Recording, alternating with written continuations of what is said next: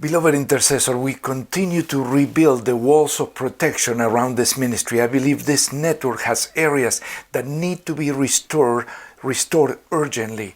And today we talk about restoring perseverance until the project is completed.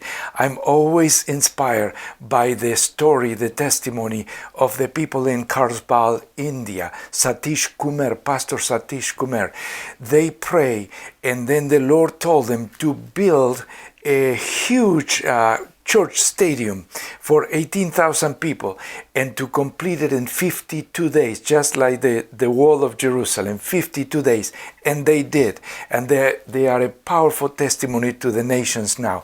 In Nehemiah 4:17, it says, the laborers carry on their work with one hand supporting the load and the other holding a weapon. We work from early to late. So they were persevering, and the result is in Nehemiah 6:15.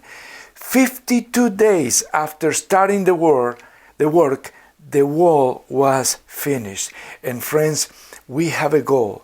We need to restore intercession in the nations. We are part of the Church of Jesus Christ, restoring the power of intercession and embracing the world in prayer. So I'm going to plead with you, help us out. One of the specifics that I'm asking during these days is if you will pray for your leader, your group leader every day. Some of our leaders are going through tremendous struggles.